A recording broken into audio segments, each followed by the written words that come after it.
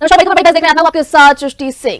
कांग्रेस के संगठन में बड़ा बदलाव होने वाला है और इस बदलाव की भनक जो है काफी पहले से लग चुकी थी, जब से राहुल गांधी आई थी। और जिस तरह से कांग्रेस अपने संगठन को मजबूत करने के लिए अलग अलग कार्यक्रम कर रही है, बार बार यही कहा जा रहा है कि अब जो फोकस है कांग्रेस का वो संगठन, क्योंकि हमने देखा है पिछले कुछ चुनावों में कांग्रेस का कुछ खास प्रदर्शन नहीं रहा, कुछ अच्छा प्रदर्शन नहीं रहा।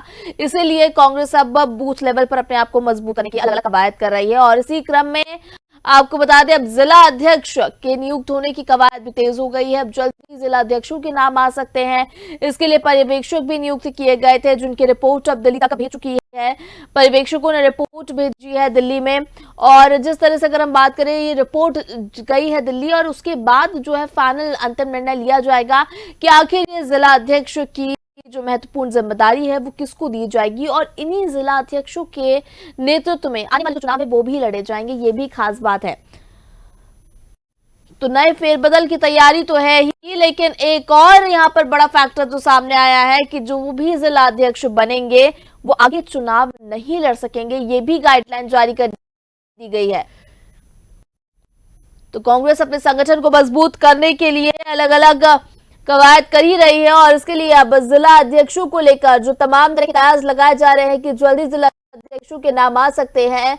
अब ऐसा माना जा रहा है कि जल्द ही जिला अध्यक्षों के नाम फाइनल हो सकते हैं, क्योंकि ये प्रोसेस अब अंतिम चरण पे है। तो 15 अगस्त से पहले पार्टी को नए जिला अध्यक्ष मिल सकते हैं। चयन प्रक्रिया अंतिम दौर में और पर्यवेक्षकों की रिपोर्ट दिल्ली पहुंच चुकी है। संगठन सृजन अभियान के तहत चयन 3 साल के कार्यकाल के लिए होगा। और खास बात यह है कि जिला अध्यक्ष विधानसभा या लोकसभा चुनाव नहीं लड़ सकेंगे। तो इसी पर आज चर्चा करेंगे। हमारे साथ गेस्ट जुड़ गए, पहले एक बार उनसे आपका परिचय करा देते हैं। बीजेपी से हमारे साथ वानी आलूवालिया जुड़ी हुई हैं, कांग्रेस से हमारे साथ अंबिका शर्मा जुड़े हुए हैं, वहीं हमारे साथ वरिष्ठ पत्रकार अशोक शुक्ला जी जुड़े हुए हैं। आप तीनों का ही बहुत स्वागत है चर्चा में। सबसे पहले अंबिका जी, आपसे ही जान लेती हूँ मैं, जिस तरह से जिला अध्यक्षों को लेकर अलग अलग कवायद की जा रही है कि अब इनके नाम फाइनल हो सकते हैं, पर्यवेक्षकों ने रिपोर्ट दिल्ली भेज दी है, तो क्या कुछ देखने को मिलेगा और क्या फैक्टर्स होंगे जिनके आधार पर जिला अध्यक्षों की नियुक्ति की जाएगी? सृष्टि जी, हमारे यहाँ सबसे ज्यादा अगर किसी बात पर फोकस है तो मध्य प्रदेश में कैसे हम कांग्रेस संगठन को मजबूत करें, इसकी पूरी मध्य प्रदेश कांग्रेस की पूरी मॉनिटरिंग आदरणीय राहुल गांधी कर रहे हैं।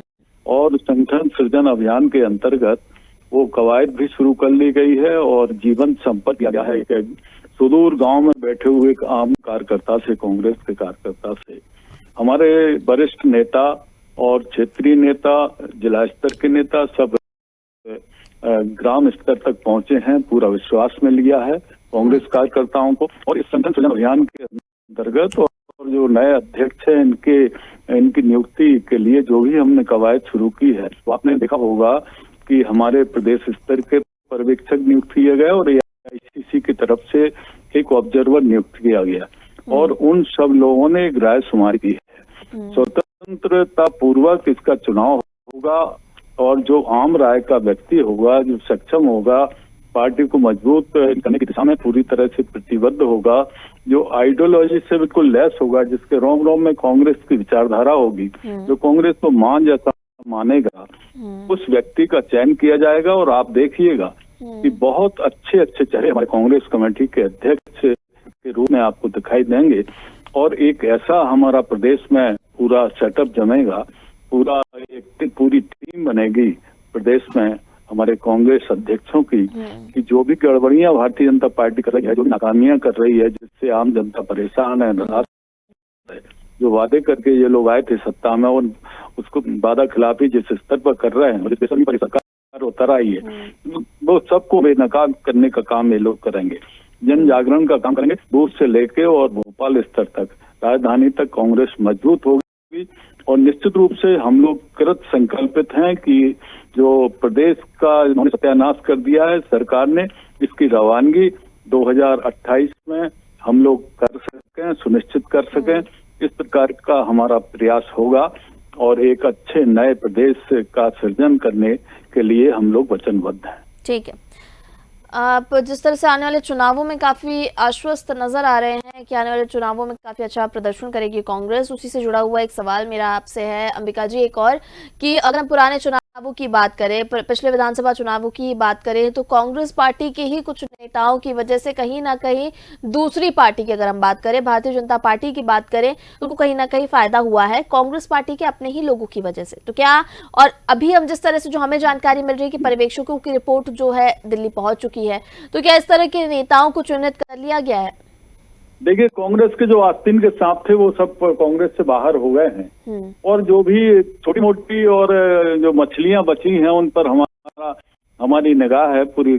हमारे हाईकमान की पूरी सजगता के साथ उनको हम चिन्हित कर रहे हैं। वैसे ऐसा कुछ है नहीं, हमारी कांग्रेस पार्टी पूरी तरह संगठित है। हमारे जितने भी नेता थे सब एकजुट हैं, कांग्रेस को मजबूत बनाने के लिए पूरी तरह से संकल्पित हैं। और आप देख रहे होंगे कि आदरणीय दिग्विजय सिंह, कमलनाथ जी पूरा आशीर्वाद हमारे जीतू पटवारी जी को दे रहे हैं, अध्यक्ष जी को। अध्यक्ष जी जिस प्रकार से सघन दौरे कर रहे हैं, गांव-गांव तक पहुंच रहे हैं, जो भी शोषित और पीड़ित लोग हैं उन तक पहुंच रहे हैं, उनकी व्यथा सुन रहे हैं, प्रशासन को हड़का रहे हैं, प्रशासन से को आगाह कर रहे हैं, और जहां आवश्यक हो रहा है शांतिपूर्ण तरीके से, गांधीवादी तरीके से हम लोग जन आंदोलन कर रहे हैं। और प्रशासन से न्याय दिलाने की पूरी तरह से हम कोशिश कर रहे हैं, पीड़ितों को न्याय मिले और जवाबदेही की मानसिकता इसमें विकसित हो प्रशासन में। और रहा सवाल सरकार का, तो सरकार तो केवल कमाने के लिए आई है। इन्होंने तो राजनीति को व्यापार बना दिया है, व्यापारी लोग आ रहे हैं, देशसेवक लोग नहीं है। ये लोग तो अरबपति और खरबपति हो गए हैं।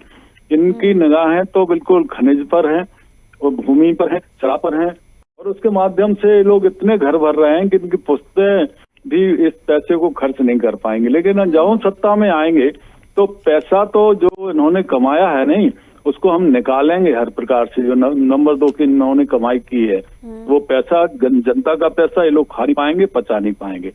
अभी लूट खसोट कर रहे हैं तो कल जितना करना हो तो कल लें, लेकिन इन लोगों को बख्शा नहीं जाएगा, आप तय मानिए।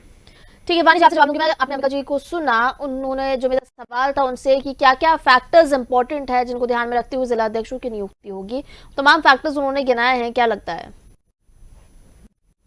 पहले तो डीएनएन के श्रोताओं को नमस्कार, और ये पैनल जो डिस्कशन में बैठा हुआ है सबको मैं प्रणाम जी। देखिए, कांग्रेस के साथ तो देखिए हम एक पिक्चर देखी होगी आपने, तारीख पे तारीख। तो इनके कार्यकर्ता जहाँ पार्टी से न्याय की गुहार लगाते हैं, जहाँ वे सामान्यता की अपेक्षा करते हैं, वो तारीख कभी नहीं किया। जीतू पटवारी के जितने प्रयास थे वो बिल्कुल असफल साबित हुए, क्योंकि कब से वो प्रयास कर रहे हैं अपने कार्यकारिणी के लिए, सब जानते हैं। और किंतु परंतु ऐसे शब्द एक कार्य प्रणाली के साथ जुड़े हुए हैं, क्योंकि एक कोई नियमित विचारधारा नहीं है। आप गौर से एनालाइज करिए, जनता जवाब देती है जब उसे ऐसी विचारधारा मिलती है जो देश के हित में नहीं है, देश के अनुकूल नहीं है। इसीलिए जितने भी हमें इलेक्शंस में जवाब मिलते हैं वो कांग्रेस की विचारधारा, उनकी मंशा के वजह से ही मिलते हैं। दूसरी चीज, अंबिका जी ने जो कहा कि बहुत करप्शन की जो बात की, तो मैं अंबिका जी, आपकी पार्टी जो एक परिवार की मुट्ठी से बंधी हुई है, वो 50 करोड़ में 50,000 करोड़ की संपत्ति हड़प लेती है। हड़पने वाली राजनीति का उदाहरण मैं इस कारण से दे रही हूँ कि जो भी हमारे न्यायिक व्यवस्था है उसको तार तार करने में, हमारी जो एक प्रशासनिक व्यवस्था है उसको तार तार करने में, आपके चाहे वो गांधी परिवार के नेता हो, चाहे आपके राष्ट्रीय अध्यक्ष हो खड़गे जी, और चाहे मध्य प्रदेश के जीतू पटवारी, कहीं ना कहीं सबके हाथ किसी न किसी आपराधिक घटना से टंगे हुए होते हैं, और उसको उसके ध्रुवीकरण करने के लिए ये आप जितने मर्जी जुलूस निकाल लें, आप एक कुछ उधर प्रोग्राम रख लें, आप उसके विरोध में प्रदर्शन कर लें, जनता जानती है, जीतू पटवारी को भी बहुत अच्छे से जानती है उस समय पे जब कमलनाथ की 18 महीने की अल्प सरकार थी, या अभी जब वो प्रदेश अध्यक्ष हैं और निरंतर कहीं ना कहीं ऐसे संगीन आरोपों से घिरे हुए हैं जिसके लिए जनता उन्हें कभी माफ नहीं करेगी।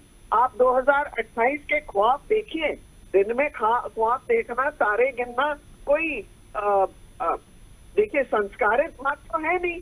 ये तो बात है जिनकी मानसिकता बीमार होती है, जिनको पीड़ा होती है, जिनके फ्रस्ट्रेशन होता है दिमाग में, वो ही दिन में तारे देखते हैं और वही पकड़ाकर ऐसी कहानियां बन सकते हैं। बात बिल्कुल स्पष्ट है कि कांग्रेस एक हारा हुआ, कांग्रेस की विचारधारा वेंटिलेटर पे है। कांग्रेस के आने वाले समय में शायद और इससे निचला स्तर जहां तक पहुंच सकती है, यानी कि दुर्गति प्रबल होगी, और चाहे राहुल गांधी हो या जितने भी इनके वरिष्ठ नेतृत्व में इनको उदाहरण के लिए मैं नाम ले सकूं, सबके हाल बेहाल है। सब कहीं ना कहीं राष्ट्र के विरोध में, देश की परंपरा सनातन के विरोध में और जनहित के विरोध में कहीं खड़े होते हैं, क्योंकि इन्होंने निरंतर अपनी 70 वर्षों में जनता को एटीएम बनाकर जनता को बिल्कुल एक्सप्लॉइट किया था, और वो एक्सप्लॉइटेशन का दौर अब खत्म हो चुका है। ठीक है, अशोक जी भी हमारे साथ जुड़े हुए हैं, वरिष्ठ पत्रकार हैं। अशोक जी, आपसे जानूंगी मैं, तो तमाम बातें हैं। देखिए, जिस तरह से अंबिका जी ने बताया कि क्या क्या फैक्टर्स है बहुत ज़रूरी हैं जो कि जिलाध्यक्षों की नियुक्ति के लिए, मैं आपसे जानना चाहूंगी, क्योंकि आने वाले चुनाव अगर हम देखें, पिछले चुनावों को आपने देखा ही, अच्छे से देखा है, समझा है कि किस तरह से कांग्रेस पार्टी तो अच्छा प्रदर्शन नहीं कर पाई थी, लेकिन आगे जब संगठन मजबूत करने की कवायद सामने आ रही है और इसको लेकर जिलाध्यक्ष की नियुक्ति भी एक महत्वपूर्ण पहल है, तो इसको लेकर आप क्या कहेंगे और क्या लगता है क्या क्या जरूरी ऐसे कदम है जो कि कांग्रेस पार्टी को उठाने चाहिए संगठन को मजबूत करने के लिए? देखिए, कौन से कदम उठाने हैं ये तो राजनीतिक दल ही तय करेंगे, और वो करते भी हैं। उस पर अगर हमारे सुझाव भी हैं तो उसका कोई बहुत महत्व नहीं है। और जो संगठन के का महत्व है वो तो सबको पता है। संगठन ही चुनाव में महत्वपूर्ण भूमिका अदा करता है। कांग्रेस का दुर्भाग्य ये है कि उसके पास में कोई चमत्कारिक लीडर नहीं है, और जिस दल में चमत्कारिक लीडर का अभाव हो जाता है तो वहां का संगठन भी बिखर जाता है। बहुत सारे लोग दल छोड़ चले जाते हैं। 2020 से जो एक सिलसिला शुरू हुआ मध्य प्रदेश में, पहले कुछ विधायक जो हैं वो सिंधिया जी के अगुवाई में दल छोड़कर जाते हैं, और उसके बाद से आप देखिए लगातार जो है ये पार्टी धीरे धीरे खाली होती है। सुरेश पचौरी जैसे जो पुराने दिग्गज नेता थे वो निकल के चले जाते हैं पार्टी से बाहर। कितने लोग हैं? तो कांग्रेस के सामने चुनौतियां बहुत हैं। खुद को स्टेब्लिश करना है प्रदेश में, इलेक्शन तो अभी काफी दूर है, लेकिन ये जो जिलाध्यक्षों की नियुक्ति में देरी हो रही है इसके कुछ दूसरे कारण भी है। अभी भी कांग्रेस जो है छत्रपों से पूरी तरह से मुक्त नहीं है। ये ठीक है कि कई छत्र जो है पार्टी से निकल के बाहर चले गए हैं, लेकिन अभी दिग्विजय सिंह हैं, अरुण यादव हैं, अजय सिंह राहुल हैं, बहुत सारे छत्र हैं जिनके नाम लिए जा सकते हैं। इनको सबको विश्वास में लेकर तो जिलाध्यक्षों में होगी, और जिलाध्यक्ष निश्चित तौर पर किसी भी पार्टी का जो जिलाध्यक्ष होता है, संगठन की इकाई का वो प्रमुख व्यक्ति होता है जिले में, और उसके जरिए जो है तमाम तरह के आंदोलन भी चलाए जा सकते हैं, राजनीतिक गतिविधियां भी चलती हैं। तो ये सब चीजें तो है, लेकिन ये जो देरी है ये ऐसा नहीं है कि कांग्रेस में देरी हो रही है। अभी आप देखिए तो बीजेपी के प्रदेश अध्यक्ष का चुनने में बीजेपी को कितना पसीना आया है। खंडेलवाल ढूंढ के लाए गए हैं बैतूल से, और कितने लंबे समय बीटी शर्मा जी जो है प्रदेश अध्यक्ष की जिम्मेदारी संभाले थे, एक्सटेंशन पर थे। यही स्थिति राष्ट्रीय अध्यक्ष की भी है। तो हर दल में कुछ लोग जो हैं वो सर्वे सर्वा होते हैं और वही फैसला लेते हैं। दिखावे के तौर पर बहुत सारी गतिविधियां होती हैं कि पर्यवेक्षक भी आ रहे हैं, तमाम लोगों से चर्चा भी हो रही, बातचीत भी होती है, लेकिन अंत में निर्णय उन्हीं लोगों का होता है। तो कांग्रेस में भी ये निर्णय जो है जो शीर्ष पे बैठे लोग हैं, चाहे वो राहुल गांधी हो, प्रियंका हो या खड़गे जी हो, जो लोग भी होंगे तथाकथित तौर पर सर्वे सर्वा इसका फैसला लेंगे। और जो आप सुझाव की बात की है, तो आपको जनता के मुद्दों को लेकर पर नियुक्त करेंगे तो केवल आप बीजेपी को घेरते रहे करप्शन के। आज देखिए मध्य प्रदेश में प्रशासनिक पारदर्शिता चरम पर है। घूस लिया परिवार के डिबेट में कि नियम कायदों के पालन में लोगों को रिश्वत लगती है। अधिकारी भी लगाम हो चुके हैं, सुनते नहीं है। देखिए जो सीएम के जो सचिव कितनी जल्दी बदले जा रहे हैं, क्यों बदले जाते हैं, क्या कारण है? कई मंत्री असंतुष्ट हैं अपने विभाग के अधिकारियों की वजह से। तो मध्य प्रदेश की जो प्रशासनिक अराजकता है उसके खिलाफ कांग्रेस का कोई बड़ा मूवमेंट नहीं है, करप्शन कांग्रेस का कोई बड़ा मूवमेंट नहीं है। आप जब तक जन अपेक्षाओं को मुद्दा बनाकर आप सड़क पर नहीं उतरेंगे तब तक केवल आप राजनीतिक रूप से आप किसी दल की आलोचना करते हैं, उससे आपको कोई बड़ा चुनावी फायदा आपको मिलने वाला नहीं है। चुनाव अभी दूर है, लेकिन कांग्रेस निश्चित तौर पर मुश्किल दौर से गुजर रही है और खुद को खड़ा करने की एक कोशिश भी कर रही है। उसके तहत तो जो है उसमें जो बदलाव की प्रक्रिया चल रही है, जैसे प्रदेश अध्यक्ष बदले गए जीतू पटवारी को, किसने सोचा था कि जीतू पटवारी को जिम्मेदारी मिल जाएगी, लेकिन उनको मिल गई। इसी तरह से उमंग सिंघार को जब नेता प्रतिपक्ष बनाया गया तब भी लगा था कि ये जिम्मेदारी किसी और की कंधों पर जाएगी। अजय सिंह राहुल क्योंकि पुराने अनुभवी थे, तो अभी कांग्रेस चीज से गुजर रही है, कुछ वो नवाचार भी कर रही है। इसका कितना फायदा मिलेगा, कितना नुकसान होगा, ये तो आगे जब भविष्य कोई चुनाव होगा और उसमें जब कांग्रेस उतरेगी तब फिर ये तय होगा। जी ठीक है, अंबिका जी आपके पास आऊंगी मैं एक बार फिर से। आपने वाणी जी के आरोपों को तो सुना ही है, लेकिन उसके साथ ही जिस तरह से अशोक जी ने कहा कि देखिए जो देर हो रही है उसके लिए कहीं ना कहीं जो समन्वय है वो नहीं बैठ पाता, इसीलिए देर लगती है और आगे के चुनाव बहुत ज़्यादा मुश्किल भरे हो सकते हैं, क्योंकि जो चमत्कारिक नेता की वो बात कर रहे थे कि ऐसा कोई चमत्कारिक नेता नहीं है जो कि ऑडियंस को सच में इतना इन्फ्लुएंस कर जाए कि आगे के चुनावों में कुछ अच्छा प्रदर्शन कांग्रेस पार्टी कर जाए। इसलिए कांग्रेस को जनता के मुद्दों को लेकर जाना जमीन पर बहुत जरूरी है।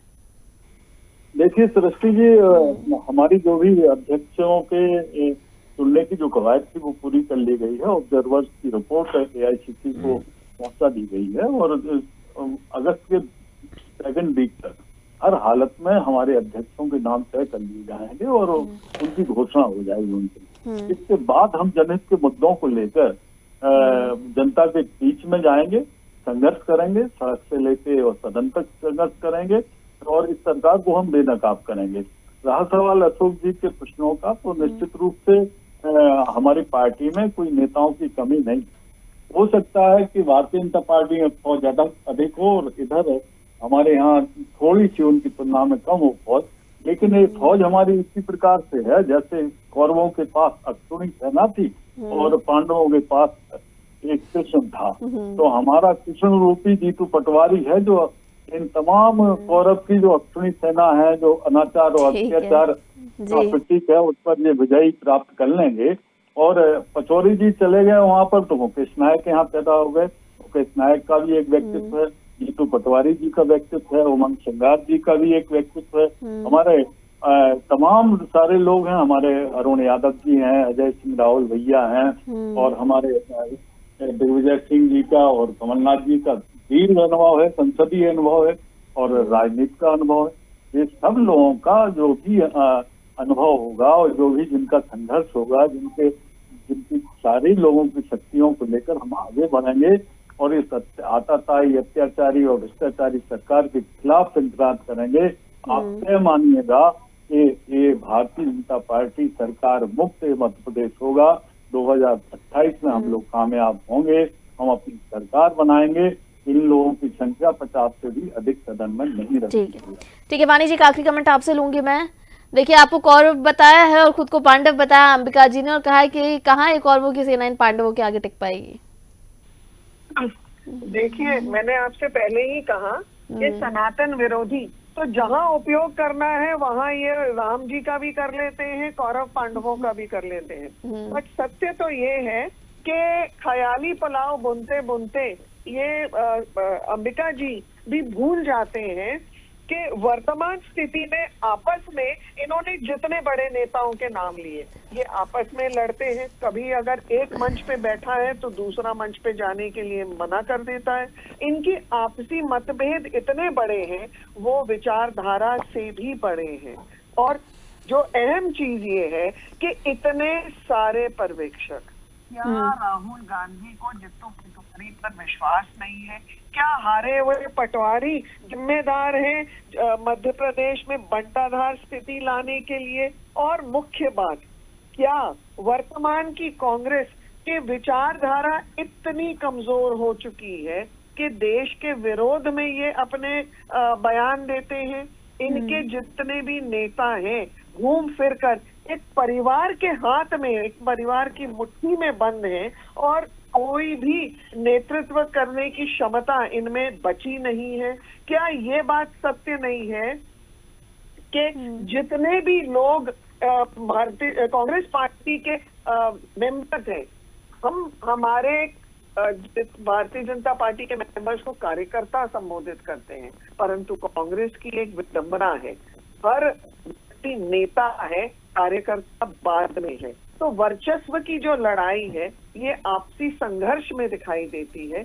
इनको जो मुद्दे लेने चाहिए, देश के हित के मुद्दे, जनता के हित के मुद्दे, ये वहां से दूरी बना चुके हैं और इसीलिए निरंतर हार का सामना कर रहे हैं। ठीक, बिल्कुल देखना होगा कि जब जिला अध्यक्षों के नाम सामने आते हैं तो आखिर कौन से वो नाम होते हैं, क्योंकि इसके लिए इंतजार जो है लंबा होता जा रहा है और अब क्यूरियोसिटी और ज्यादा बढ़ती जा रही है। इसी के साथ इस चर्चा को फिलहाल यही विराम देंगे। हमारे सभी गेस्ट का हमारे साथ जुड़ने के लिए बहुत धन्यवाद। बानी जी आपको बहुत धन्यवाद, अशोक जी आपको बहुत धन्यवाद, अंबिका जी आपका भी बहुत धन्यवाद हमारे साथ जुड़ने के लिए। तो बिल्कुल जिस तरह से कांग्रेस अपने संगठन को मजबूत करने के लिए अलग अलग कवायद कर रही है, अलग अलग मीटिंग्स कर रही है, अलग अलग प्रोग्राम कर रही है, लेकिन अभी भी कहीं कभी गुटबाजी की बातें सामने आती हैं, कभी तमाम चीजों की बातें सामने आती हैं। इन सभी चीजों में समन्वय बिठाकर जिला अध्यक्षों के नाम कब तक फाइनल होते हैं, इस पर सबकी नजर टिकी हुई है। इसी के साथ बड़ी खबर बड़ी बहस पे इतना ही। मुझे दीजिए इजाजत, आप देखते रहिए डीएनए। नमस्कार।